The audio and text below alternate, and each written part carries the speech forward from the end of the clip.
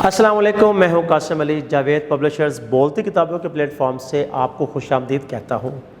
आज का हमारा सबक है ज़ीना उर्दू दर्जा दोम का सबक नंबर 10।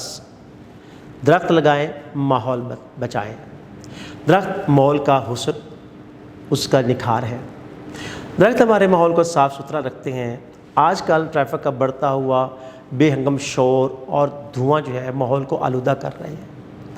दरख्त लगाने से हमारा माहौल जो है वो साफ़ सुथरा हो जाता है, हमें साफ़ हवा मिलती है, यानी इसमें कार्बन डाइऑक्साइड और ऑक्सीजन की जो आमेज़श है उसमें तवाज़ुन आ जाता है।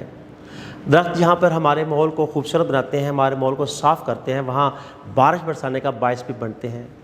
ज़मीनी कटाव जो दरख्तों की अदम दस्तयाबी की वजह से या दरख्तों के कटाव की वजह से ज़मीनी कटाव होता है। जब सैलाब वगैरह आते हैं तो ज़मीनी कटाव अमल में आता है। इस अमल को रोकने के लिए दरख्त लगाना भी बहुत ज़रूरी है।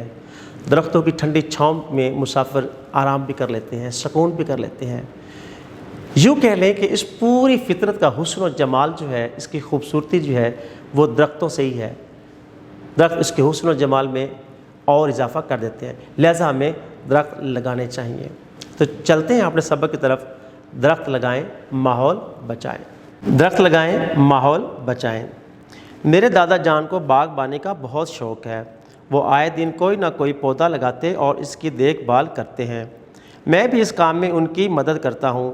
एक दिन मैंने दादा जान को अपने हाथों से लगाया हुआ एक फलदार पौधा दिखाया।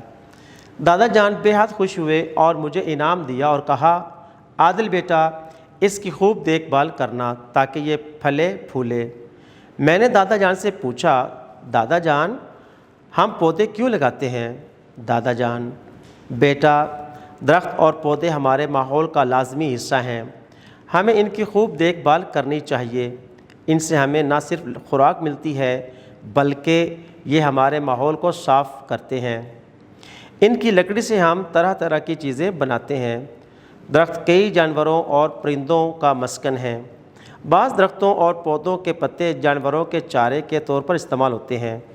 इसके सूखे और मुर्दा पत्ते खाद बनाने में इस्तेमाल होते हैं।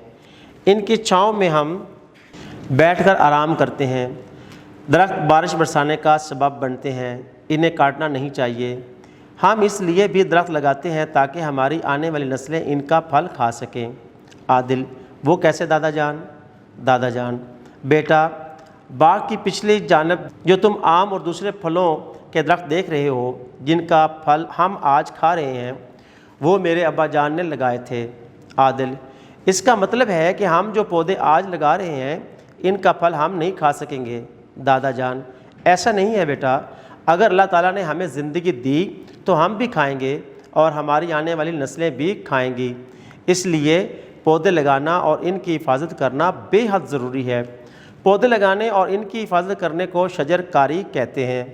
आपने टेलीविज़न पर देखा होगा कि हर साल कौमी सतह पर शजरकारी का हफ़्ता मनाया जाता है।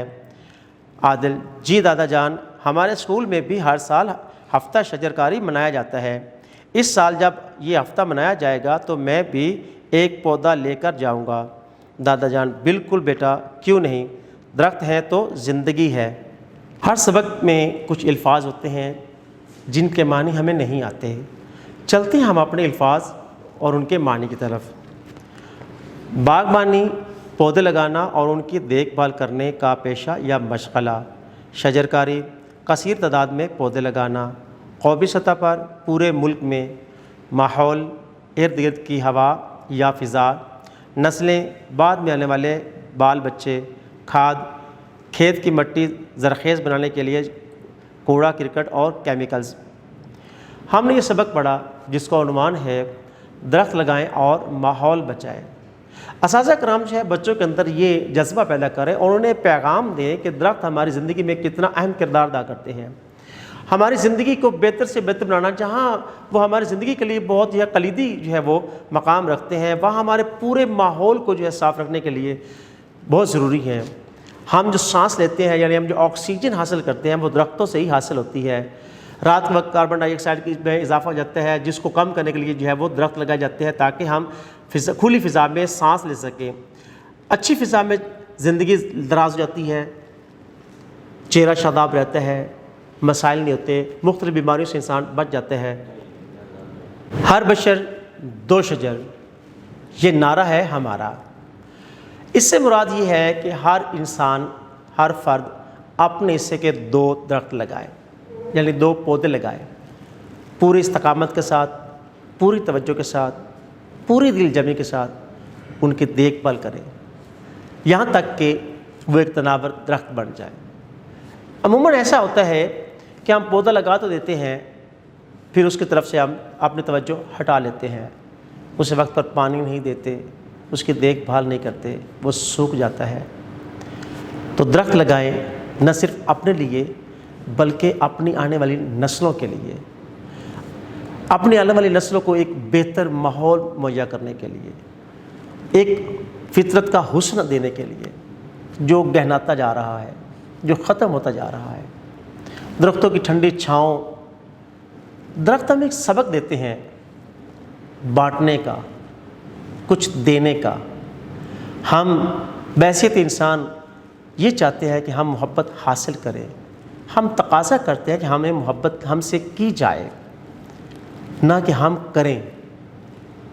یہ ایک ایسی مثال ہے کہ جس کو ہم جھٹلا نہیں سکتے کہ درخت فقط محبت کرتا ہے، وہ چھاؤں مہیا کرتا ہے، پھل دیتا ہے، لکڑی دیتا ہے، سب کچھ قربان کرتا ہے۔